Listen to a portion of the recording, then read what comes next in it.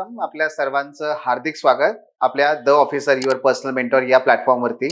मित्रांनो, आपल्या या आजच्या सेशनचा मुख्य हेतू किंवा उद्दिष्ट ते म्हणजे समाजशास्त्र, जो एक अतिशय लोकप्रिय ऑप्शनल म्हणून आपल्याला UPSC मध्ये आत्तापर्यंत पाहायला मिळतोय आणि यानंतर तो राज्यसेवेमध्ये सुद्धा तेवढाच लोकप्रिय ऑप्शनल असेल याबद्दल कोणतंही दुमत नाहीये. या ऑप्शनल विषयी आपण आज जाणून घेणार आहोत, त्याचा सिलेबस, त्याचबरोबर त्याचा अप्रोच, त्याचबरोबर काय आणि कशा पद्धतीने तुम्ही केवळ 90 दिवसामध्ये या ऑप्शनल वरती कमांड मिळवू शकता हे आपल्याला पाहायचंय. जे आपण गेल्या 2-3 वर्षभर केलेल्या अथक प्रयत्नानंतर जे शक्य आहे, जग शक्य होत आहे आणि अतिशय सिस्टमॅटिकली आपण ज्या पद्धतीने आपल्या कोर्सची रचना केलेली आहे ते तुम्हाला जेव्हा समजेल तेव्हा तुम्हाला सुद्धा तो आत्मविश्वास नक्की येईल की आपण विदिन 90 डेज 90 दिवसामध्ये ऑप्शनल वरती कमांड मिळवू शकतो. अन्यथा जर तुमचे सिनियर्स किंवा तुमचे इतर मित्र असतील तर यांच्या तोंडून तुम्हाला फक्त हेच ऐकायला येईल की अरे ऑप्शनल हा भयंकर प्रकार असतो, ऑप्शनल वरती खूप वेळ द्यावा लागतो, ऑप्शनल फार मोठे असतात आणि ऑप्शनलची तयारी करण्यासाठी सर्वात जास्त वेळ द्यावा लागतो. मित्रांनो, जर यातले काही वाक्य आपण पाहिली ना तर ती खरी पण आहेत बरं का, ती खरीच आहेत. हो, जर तुम्ही महाकाय अशा इतिहासासारखा सिलेबस जर निवडत असाल ऑप्शनल तर तुम्हाला इतिहासच घडवावा लागेल 2-4 वर्ष अभ्यास करून. जर तुम्हाला राज्यशास्त्र यासारखा विषय हा केवळ तो GS चा पेपर 2 सारखा आहे वाटतोय म्हणून तुम्ही निवडत असाल तर टेकडी चढावी लागू नये म्हणून मी हिमालय चढून येतो असा म्हणण्यासारखा तो प्रकार आहे. आणि जर आपण पॉल सायन्स सारखा PSIR सारखा विषय बघितला तर तो सर करायला, तो पूर्ण करायला, कव्हर करायला किमान 2 वर्ष घेतो. त्याच्याशिवाय त्याच्यावर कमांडच येत नाही, येतच नाही. आणि तद्वतच इतर ऑप्शनलच्या संदर्भात सुद्धा तोच प्रकार आहे. पण सोशलॉजी या सब्जेक्टचा जर तुम्ही सिलेबस पाहिला तर तो वन ऑफ द स्मॉलेस्ट आहे. वन ऑफ द स्मॉलेस्ट आहे म्हणजे सोशलॉजी एवढाच, फक्त पुढे अँथ्रोपॉलॉजी आणि पबॅड हे 2 विषय आहेत की जे आपल्याला दिसतात ते तेवढा सिलेबस त्यांचा कमी आहे. म्हणजेच हे 2 ते 3 विषय असे आहेत की ज्यांचा सिलेबस सर्वात कमी आहे. मात्र अँथ्रोपॉलॉजीसाठी लागणारं जे मेडिकल बॅकग्राऊंड आहे त्यामुळे तो विषय न घुसणारा, न जमणारा, आणि दुसरीकडे पबॅड ज्यासाठी प्रचंड काठिण्य पातळी आहे प्रश्नांची ती पाहता आणि करंट अफेअर्सचं जे प्रचंड महत्व आहे त्या विषयातलं ते पाहता त्याकडे ही मुलं वळत नाहीत. आणि मग समाजशास्त्राचा एकूण अभ्यासक्रम अतिशय साधा सोपा, अभ्यासक्रम लहान, जो आहे तोही ओव्हरलॅप होणारा, आणि या पेपरमध्ये जे काही प्रश्नांचं थेट स्वरूप आहे हे सर्व पाहता एकूणच या विषयाला विद्यार्थ्यांची सर्वाधिक पसंती आपल्याला पाहायला मिळते. बरं, नुसती पसंतीच नाहीये बरं का, तर या विषयातून येणारे रिझल्ट हे सुद्धा तेवढेच महत्वाचे आहेत. आणि म्हणून मित्रांनो, एकूणच समाजशास्त्रामध्ये विद्यार्थ्यांचा ओढा का जास्त आहे त्याची ही सगळी कारणं आहेत. आणि निश्चितपणे तुम्ही सर्वजण आज इथे जे उपस्थित आहात त्या सर्वांचा विचार करता तुम्हाला सुद्धा आगामी राज्यसेवेचा जो पहिला प्रयत्न आहे आणि त्याचबरोबर पुढच्या वर्षी येणारी जी UPSC आहे त्या दोन्हीही UPSC आणि MPSC मध्ये आपल्याला घवघवीत यश मिळवायचंय, आपल्या मनासारखी आपल्याला पोस्ट मिळवायची आहे. पहिल्या प्रयत्नामध्ये जर ते साध्य करायचं असेल तर ऑप्शनलची निवड चुकता कामा नये. आणि ऑप्शनलची निवड चुकता कामा नये हे जेव्हा मी सांगतोय तेव्हा तो अतिशय काळजीपूर्वक मी ते सांगतोय, अतिशय तळमळीने सांगतोय, कारण ऑप्शनलची निवड चुकली की समजून घ्या आपल्याला या जो काही आपला प्रवास आहे तो दुपटीने वाढणार, तिपटीने वाढणार. आणि म्हणून ऑप्शनलच्या बाबतीमध्ये मित्रांनो, गलथानपणा, चुकी काय वाटेवर जाऊ नका जाऊ. विचारपूर्वक निर्णय घेणं गरजेचं आहे. आणि त्यामुळे ज्या विद्यार्थ्यांनी समाजशास्त्राचा एकूणच विचार केला, तो निवडला, तुम्ही अशा विद्यार्थ्यांचा अनुभव जरी घेतला तरी तुम्हाला हे समजेल की हा विषय त्याच्या मुळातच स्वभावामध्ये अतिशय गोडवा आहे, अतिशय तो सर्वसामान्य आहे आणि म्हणून तो समजायला फार जड जात नाही. आणि जिथे तो समजायला जड जात नाही तेव्हा आपला वेग आपसुकच वाढतो आणि तो वाढला की मग आपसुकच आपल्याला कॉन्फिडन्स येतो. कॉन्फिडन्स आहे, वेग आहे, सिलेबस कमी आहे, आम्ही आहोत, या सगळ्या गोष्टी जेव्हा एकत्र जुळून येतात तेव्हा त्यातून सुंदर अशी काय होते, ध्येय सिद्धी होते. आणि ते म्हणजे ऑप्शनल आपल्याला 90 दिवसामध्ये कव्हर करता येतो. मित्रांनो, याचाच विचार केला तर आपल्याला इथे सिलेबस आणि एकूणच जो अप्रोच आहे त्याच्याविषयी आपल्याला थोडक्यात काही गोष्टी मला सांगायच्या आहेत, ज्या डेफिनेटली तुम्हाला गाईड करतील तुमच्या पुढच्या या वाटचालीमध्ये. ठीक आहे, तेव्हा सुरुवात करूया फार याच्यामध्ये वेळ न घेता समाजशास्त्राच्या या सिलेबसकडे. आयोगाने जो सिलेबस दिलेला आहे अगोदर मी तुम्हाला तो समजावून सांगतो आणि मग तुम्हाला तो पुढे डिकोड करून पुढे दाखवतो. बघा, आयोगाकडून जर आपण बघितलं तर प्रत्येक ऑप्शनल मध्ये आपल्याला 2 पेपर असतात. ठीक आहे, तर तसंच आपल्याला सुद्धा इथे पेपर 1 आहे आणि पेपर 2 आहे. पेपर 1 जो आहे ना तो थेरॉटिकल आहे. ठीक आहे, त्याच्यामध्ये तुम्हाला काय अभ्यासायचं आहे, जर आयोगाचा सिलेबस पाहिला तुम्ही तर समाजशास्त्र एक विद्याशाखा म्हणून कसं उदयाला आला ना. समाजशास्त्र हे फार अलीकडचं शास्त्र आहे, फार अलीकडलं आहे, फार आधुनिक आहे. मग ते कसं उदयाला आलं, का उदयाला आलं, का गरज भासली याची. दुसरं, मग समाजशास्त्र हे सुद्धा विज्ञान आहे, मग विज्ञान म्हणून त्याला कसं विकसित केलं गेलं, समाजशास्त्रामध्ये जे संशोधन चालतं ते कसं चालतं, यासाठी तुम्हाला 2 टॉपिक आयोगाने दिलेले आहेत. एक विज्ञान स्वरूपात आणि दुसरं संशोधन पद्धती आणि विश्लेषण. मग त्यानंतर समाजशास्त्र ज्या काही विचारवंतांनी घडवलं वाढवलं ते विचारवंत तुम्हाला इथे अभ्यासायचे आहेत. मित्रांनो, आपल्याला फक्त आणि फक्त 5 महत्वाचे समाजशास्त्रज्ञ आहेत, 6वे आहेत, पण त्यांचा फक्त एकच थेअरी आहे. आणि तुम्ही कुठल्याही प्रकारच्या ऑप्शनल मध्ये जर गेलात आणि त्यांच्याशी जर तुलना केली तर सर्वात कमी थिंकर्स हे आपल्याला सोशिओलॉजीमध्ये आहेत. पॉल सायन्स मध्ये ज्याची गणनाच करता येत नाही इतकी भली मोठी भारतीय आणि पाश्चिमात्य अशा विचारवंतांची यादी आहे. ते घ्या. त्यानंतर स्तरीकरण आणि गतिशीलता. तुम्हा सर्वांना एक छोटासा प्रश्न विचारायचा आहे, ती म्हणजे तुम्हाला जात आहे का, आणि त्याचं उत्तर तुम्ही तुमच्या मनात मध्ये सांगा. जी जात आहे ना मित्रांनो, जात म्हणजे काय आहे, स्तरीकरण. कनिष्ठ जात, मध्यम जात, वरिष्ठ जात, जातीची उतरण ऐकले की नाही कधीतरी. आमची ही जात अशी, त्यांची ती जात तशी, याची जात अशी, हे जे गावाकडे बोललं जातं शहरामध्ये वाढलं ते काय आहे, स्तर स्तर स्तर आणि स्तर. आणि त्याच्यामध्ये प्रत्येक जण एका स्तरातून दुसऱ्या स्तरामध्ये उच्च स्थानी जाण्याचा जो प्रयत्न करतोय, माझ्या समोर तुम्ही सर्वजण जे आहात, तुम्ही सर्वजण काय प्रयत्न करताय, तुम्ही शेतकऱ्यांची मुलं आहात, तुम्ही शिक्षकांची मुलं आहात, तुम्ही सर्वसामान्य व्यक्तींची मुलं आहात. मात्र तुम्हाला काय करायचंय, तुमच्या आईवडिलांच्या पुढे 2 पावलं उंच, 2 पावलं वरती जायचंय, बरोबर ना. म्हणजे काय करायचंय, तुम्हाला गतिशीलता साध्य करायची आहे, तुम्हाला तुमचं स्थान उंचवायचंय की नाही. मग हे जे आहे तो म्हणजे आपला टॉपिक आहे गतिशीलतेचा, जो पेपर 1 मध्ये येतो.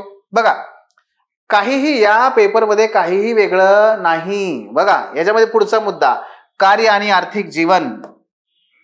या छायाचित्रात पण तुम्हाला दिसेल, हा सूट बूट मध्ये आहे आणि हा मात्र त्या ठिकाणी दारिद्र्यात आहे. मग दारिद्र्य हा घटक तुम्ही कधी अभ्यासला नाही का, आहे की नाही. तोच तुमच्या या टॉपिक मध्ये येतो. आपण काम का करतो, का करतात आई बाबा काम तुमचे, आई वडील कधी काम तुम्ही त्यांना विचारलंय का. नसेल विचारलं तर विचारा, काय उत्तर मिळेल. बरं आहेस का, म्हणजे ताप वगैरे आला नाही ना, असं काय विचारते हे आज, म्हणू दे पण तरी विचारा त्यांना. आई किंवा बाबा, तुम्ही दिवसभर काम का करता हो, मागची अनेक वर्ष मी तुम्हाला पाहतोय तुम्ही खूप काम करता, का काम करता विचारा. कारण तेच जे उत्तर देतील ना ते तुमचा सिलेबस आहे, ते जे उत्तर देतील ते तुमचा सिलेबस आहे. आणि ते म्हणतील की बाळा काम करावं लागतं, कारण हे जे टिचभर खळगी आहे ना आपली पोटाची भरावी लागते की नाही. बरं, एवढंच नाही, तुझ्या शिक्षणाचं काय, बरं एवढंच नाही, त्याच्या पलीकडे समाजात राहतो आपण, 4 गोष्टी आपल्याकडे हव्या का नको, त्यासाठी पण काम करावं लागतं की नाही.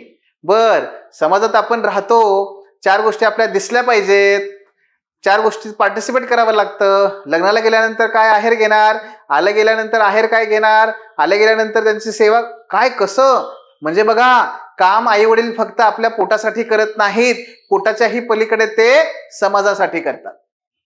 की लग्नात काय देता येईल, आल्या गेल्यांचं कसं करता येईल, माझी मुलं चांगल्या शाळेत गेली पाहिजे, मान मरातब समाजामध्ये, ह्या सगळ्यासाठी लोक काम करतात. ते समाजशास्त्र आहे की नाही? म्हणून आज हे सेशन झालं की नक्की विचारा आई वडिलांना. हो, म्हणू दे, ताप आलाय का तुला, म्हणू दे, पण तरी सुद्धा काय करा, विचारा, आई बाबा का काम करता तुम्ही गेल्या अनेक वर्षांपासून, दररोज बघतोय मी तुम्हाला, मी जन्मल्यापासून. मग तुम्हाला उत्तर मिळेल जे मी आता सांगितलेलं. गेटिंग? तो आपला सिलेबस आहे हो. त्यानंतर राजकीय व्यवस्था व समाज. राजकीय व्यवस्था व समाज. का चिडला समाज? जेव्हा तिन्ही पक्ष फुटले, तिन्ही पक्ष विरोधात आणि तिन्ही पक्ष सत्तेत, हे सगळं बघितल्यानंतर अंगाचा तिळपापड का झाला तुमच्या? तुम्हाला का वाईट वाटलं? का लोकांना त्या ठिकाणी वाईट वाटतं? का आज आमच्या सगळ्या बहिणी या लाडक्या झालेल्या आहेत आणि ह्या सगळ्या लाडक्या बहिणी या सरकारला त्या ठिकाणी लाडके भाऊ का मानतीये? काय आहे हे सगळं? राजकारण नाही की नाही? याचा अभ्यास इथे समजतंय? हा आपला समाजाचा अभ्यास आहे बघा. धर्म आणि समाज. बघा बघा तुमच्या डाव्या बाजूला, अरे बघा डाव्या बाजूला नाही, उजव्या बाजूला असेल कदाचित, मग उजव्या बाजूला बघा, इथं पण नाही आहे. अहो कुठेतरी असेल. काय? देवारा. तुमच्या घरातला देवारा आहे का? घरात देवारा काय? देवाऱ्यामध्ये देव आहेत? कुठले देव आहेत? कुठल्या धर्माचे तुम्ही? कुठल्या धर्माचे? मला उत्तर द्या, पण स्वतःलाही उत्तर द्या. तो जो धर्म आहे ना, का धर्म पाळता तुम्ही? का पाळता? 2 मिनिटासाठी विचार करा. धर्म तुमचा काढला, काय होईल? काय फरक पडतो? फरक तो पडताय भाई, पण काय पडतो? त्याचा अभ्यास याच्यात आहे. का आपण धर्माचं पालन करतो? धर्म काय आहे? धर्म कसा विकसित होतो? हिंदू धर्म काय आहे? मुस्लिम धर्म काय आहे? अरे काही धर्मांची संख्या खूप जास्त असते, काही खूप लहान असतात. अल्पसंख्याक. अरे हो की, मग हे अल्पसंख्याक कोण आहेत? याचा अभ्यास कुठे आहे? धर्मामध्ये. येते लक्षात तुम्हाला? म्हणजे यातली एकही गोष्ट मित्रांनो मला सांगा बरं, हे कुठेतरी एखाद्या फिजिक्सच्या किंवा त्या केमिस्ट्रीच्या एखाद्या थेरमप्रमाणे, एखाद्या नियमाप्रमाणे आहे का हो किचकट? तुम्ही तुमच्या घराला बघा. तुमचं घर म्हणजे तुमचा समाजशास्त्राचा पेपर आहे. तुमचं घर आठवा, तुमचे नातेवाईक, तुमच्या सगळी कसं बघा ना, पुढे नातेदारी आलं का नाही? तुम्हाला आत्या आहे? आहे. काका आहे? आहे. काकू आहे? काका म्हणजे काकू असणार की. बर. चुलत भाऊ आहे? चुलत बहीण आहे? मावस भाऊ आहे? मावस बहीण आहे? कोण आहेत हे सगळे? नाते. आईवडिलांचा विवाह झालाय, ते तुमच्या मागे लागलेले आहेत. लागलेत का नाही मागे तुमच्या? कधी करायचं? अरे खूप चांगले स्थळ येत आहेत, अरे लय माणसं चांगलेत.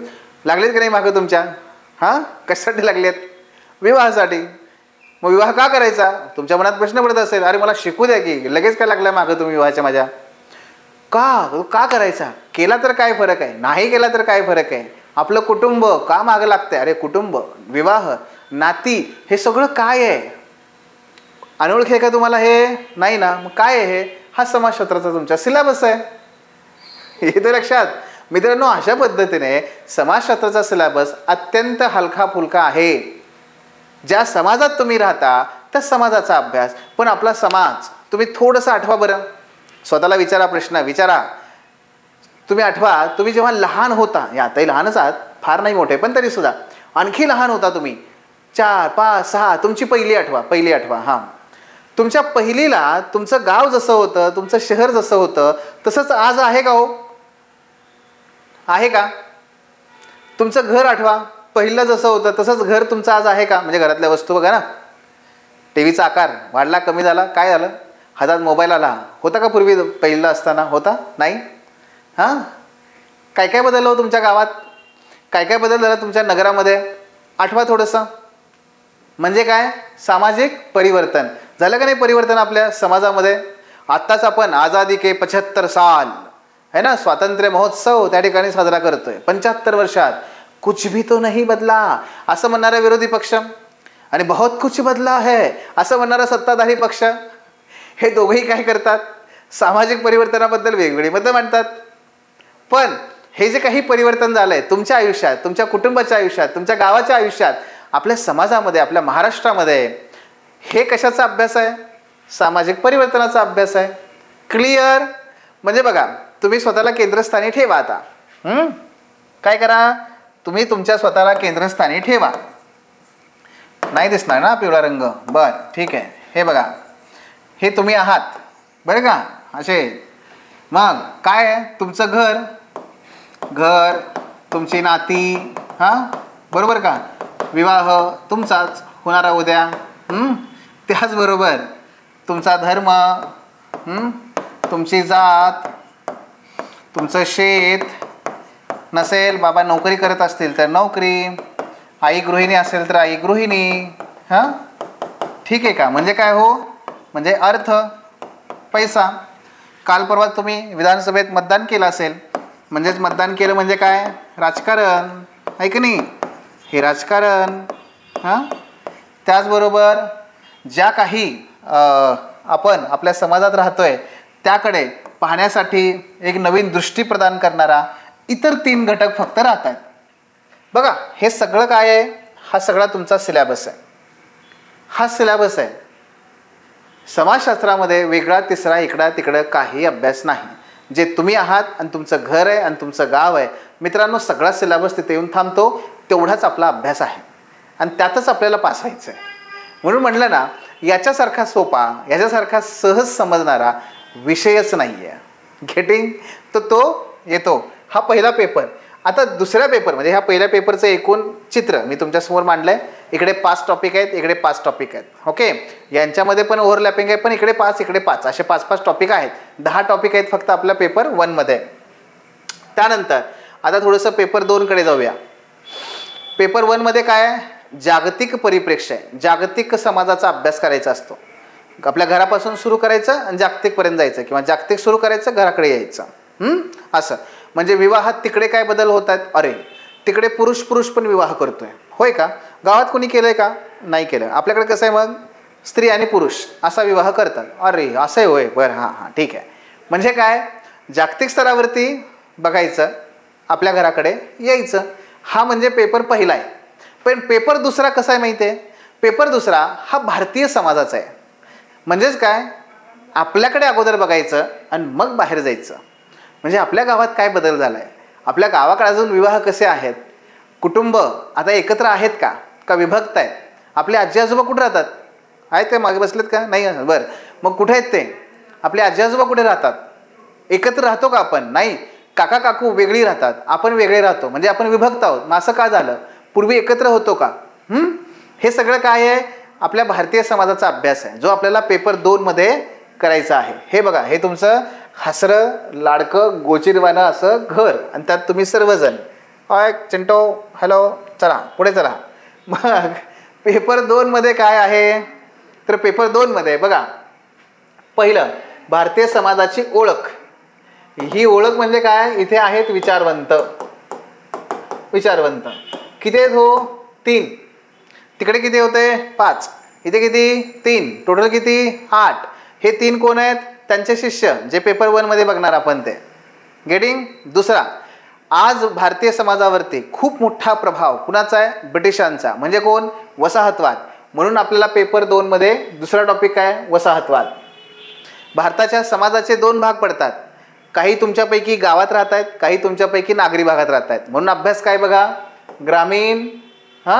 ग्रामीण समाजाचा अभ्यास, आणि दुसरे एक टॉपिक येईल नागरीचा, यांचा अभ्यास करायचा आहे. खेडं म्हणजे काय, याचा अभ्यास करायचा आहे.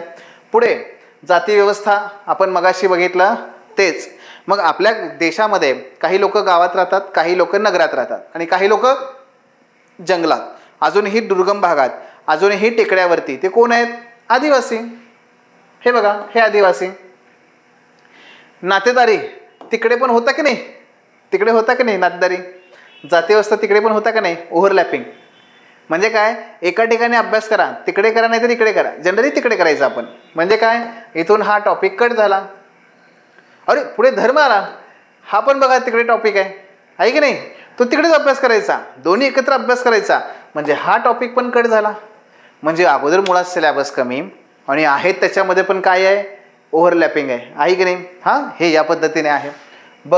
पुढचे आणखी काही टॉपिक आहेत, जसं की भारतातील सामाजिक बदल. अरे हा तिथे पण होता, हो तिकडे होता, मग इकडे आहे, एका ठिकाणी अभ्यास करा, काही नाही अडचण. भारतामधील ग्रामीण आणि कृषी संरचना, हे तर पेपर 1 मध्येच सुरुवातीला आलंय, खेडे वगैरे आहे की नाही. म्हणजे पेपर 2 मधल्यामध्ये का कसं ओव्हरलॅपिंग होत आहे. पुढे औद्योगिकरण, नागरीकरण, ग्रामीण भाग, नागरी भाग, आदिवासी भाग, सांगितलं का नाही 3 भाग आहेत ते. पुढे राजकीय व्यवस्था, अरे हा तर तिकडे पण होता पेपर 1 मध्ये. हो, एकाच ठिकाणी अभ्यास करायचा आहे. कट, बघा किती कट. पेपर 2 मित्रांनो अवघ्या 1 महिन्यात कव्हर होतो. पेपर दुसरा अवघ्या 1 महिन्यात कव्हर होतो, कारण ओव्हरलॅपिंग टॉपिक आहे. मुळात सिलेबस कमी, त्याच्यामध्ये आणखी ओव्हरलॅपिंग तो आणखी कमी होत जातो. आणि त्याचबरोबर आधुनिक भारतातील सामाजिक चळवळी आहेत की नाही. शेतकरी आता दिल्लीच्या बाहेर बसलेत, मग शेतकऱ्यांच्या चळवळी, विद्यार्थ्यांनी बांगलादेश पालथा घातला का नाही, विद्यार्थ्यांच्या चळवळी, शेतकऱ्यांच्या चळवळी, महिलांच्या चळवळी, आदिवासी समुदायांच्या चळवळी, हे सगळं आपल्याला इथे अभ्यास करायचा आहे. आणि छोटासा महत्त्वाचा टॉपिक लोकसंख्या आहे का वेगळा? नाही ना, लहानपणापासून अभ्यास आहे की नाही, 10वी 12वी पर्यंत होता की नाही. आणि सामाजिक रूपांतरणासमोरील समस्या. बघा अशा पद्धतीने पेपर 2 हा जो आहे पुन्हा तेच आहे जे आपण मगाशी बघितलंय. कोणतं? हे बघा ना, मगाशी आपण काय बघितलं, हेच म्हणजे पुन्हा पेपर 2 आहे. फक्त पेपर 2 मध्ये फोकस आहे भारतावर आणि पेपर 1 मध्ये फोकस आहे जगावर. एवढाच फरक आहे. टॉपिक सेम, ओव्हरलॅपिंग होणार आहे. एका ठिकाणी अभ्यास करायचा म्हणजे अजूनही काय होतं, पेपर 1 मधला 40% अभ्यास पेपर 1 मध्येच होऊन जातो. आणि या पद्धतीने म्हणून समाजशास्त्र जो आहे तो का एवढा आवडीचा विषय आहे, तो 90 दिवसामध्ये का कव्हर होतो, त्याचं हे मुख्य कारण आहे. काय मगाशी म्हटलं ना तुम्हाला, ओव्हरलॅपिंग होणारे टॉपिक कुठले आहेत बघा. हे पेपर 1 मध्ये आणि हे पेपर 2 मध्ये.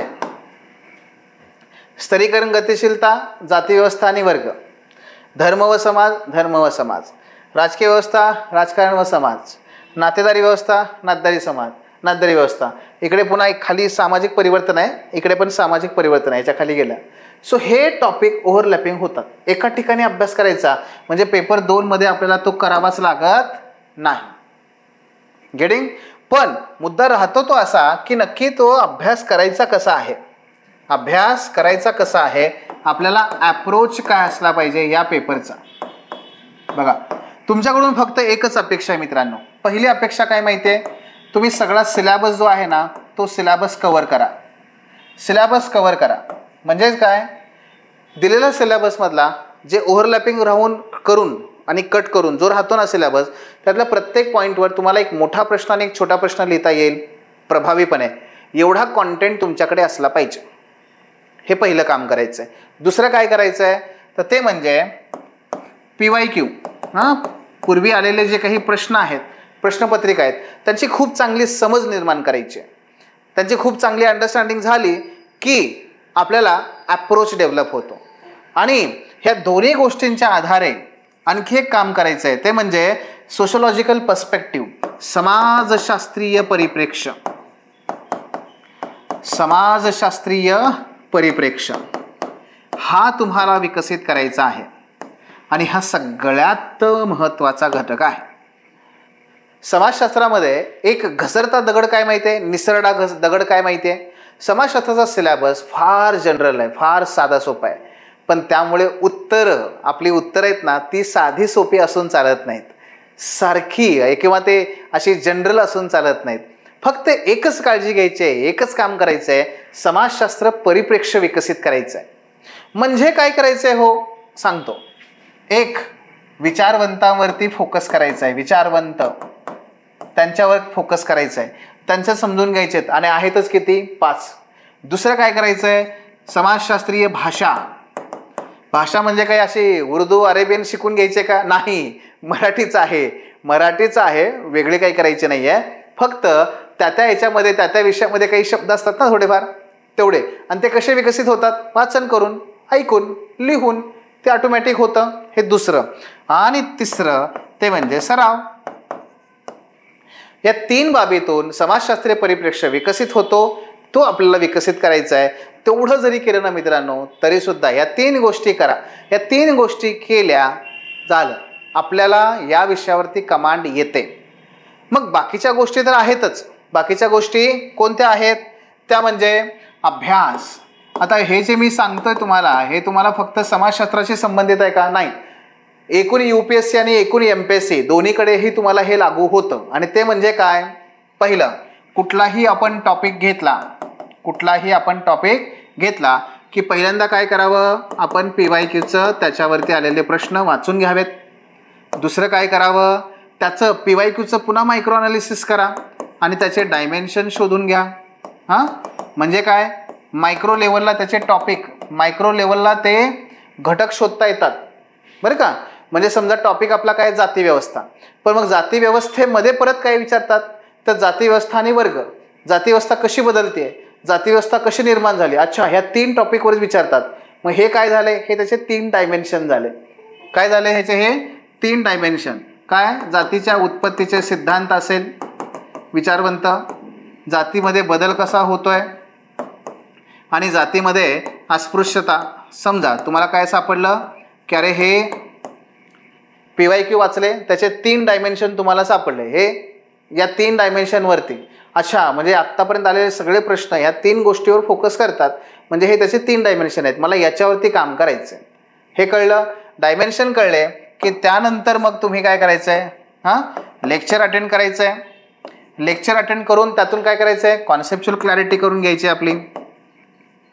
लेक्चरमधून तुमची कॉन्सेप्ट क्लिअर होणार आहे, लेक्चरमधून तुमचा पर्स्पेक्टिव्ह डेव्हलप होणार आहे, लेक्चरमधून तुम्हाला रस्ता मार्ग दिसणार आहे, लेक्चरमधून तुम्हाला सगळं गायडन्स अवेलेबल होणार आहे हे लेक्चरमधून. मग काय करायचं आहे? आपल्याला रीडिंग करायचं आहे.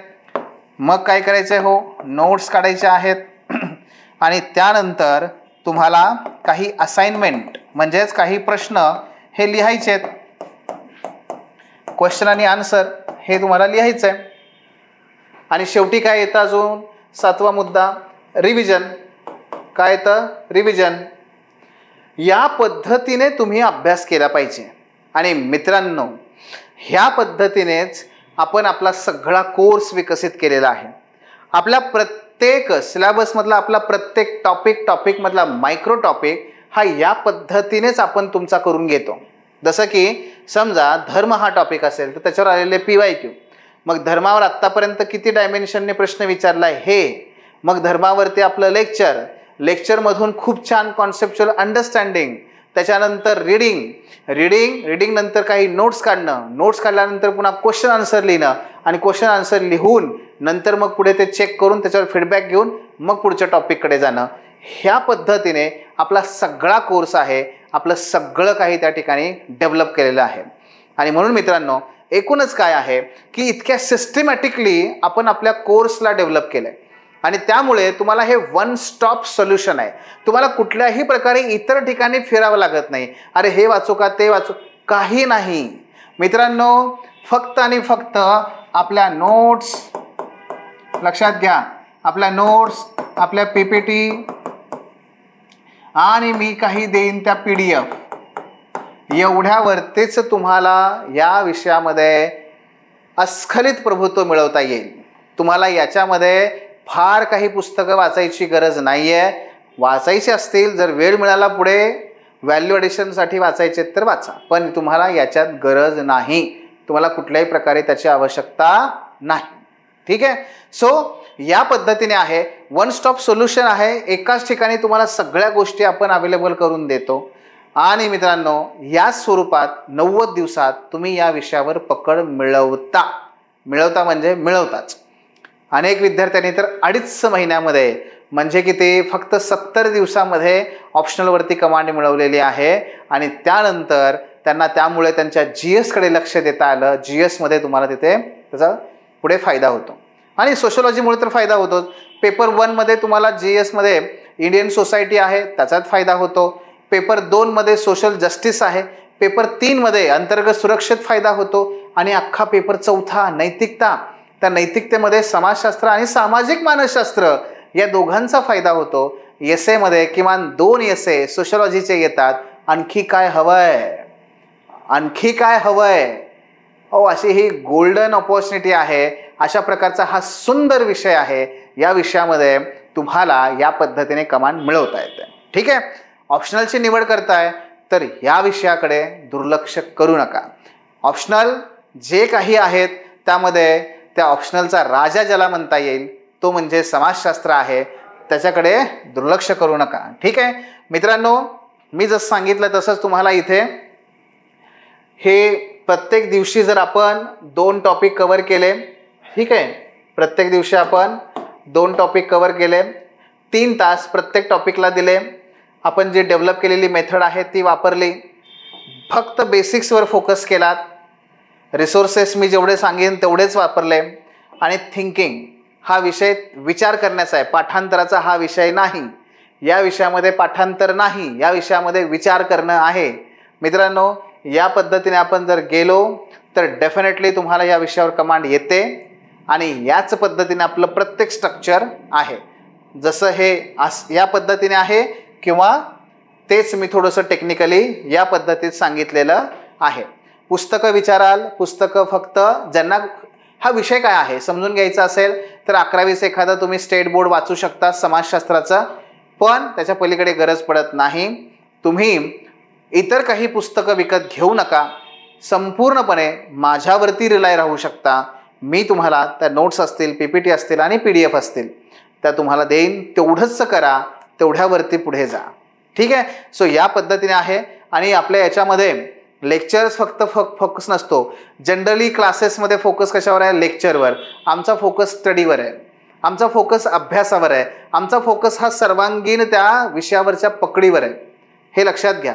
आणि म्हणूनच कॉन्सेप्च्युअल क्लॅरिटी होतीये, आन्सर रायटिंग होतीये, त्यानंतर तुमच्या नोट्स आणि PPT होत आहेत, त्यानंतर करंट अफेअर्स तुम्हाला ज्या त्या ठिकाणी ते जोड द्यायचे ती होतीये, रिव्हिजन होतीये, आणि हे सगळं एका ठिकाणी एका स्वरूपात आहे. आपला डेमो कोर्स जर तुम्ही बघितलात तर तुम्हाला त्यातून त्याची एक अंदाज येईल. आपलं ॲप डाउनलोड करा आणि आपल्या ॲपवरती मित्रांनो, इथे माझ्याकडे आत्ता नाही आहे पण तुम्हाला ती लिंक असेल तुमच्या त्या चॅटबॉक्समध्ये, तर ॲप डाउनलोड करा. ॲपवरती आपल्या अनेक कोर्सेस आहेत. तुम्ही त्यातला कुठलाही कोर्स बघाल, विशेष करून आपला समाजशास्त्राचा डेमो कोर्स बघाल तर तुम्हाला एक अंदाज येईल की काय वेगळ्या पद्धतीने आपण काम करतो. आणि म्हणूनच निश्चितपणे येणाऱ्या परीक्षेमध्ये, येणाऱ्या वर्षामध्ये जर तुम्हाला UPSC आणि MPSC मध्ये घवघवीत यश मिळवायचं असेल तर समाजशास्त्र विषयाकडे मुळात दुर्लक्ष करू नका. आणि जर समाजशास्त्राचा विचार करत असाल तर द ऑफिसरला पर्यायच नाही आहे. ठीक आहे.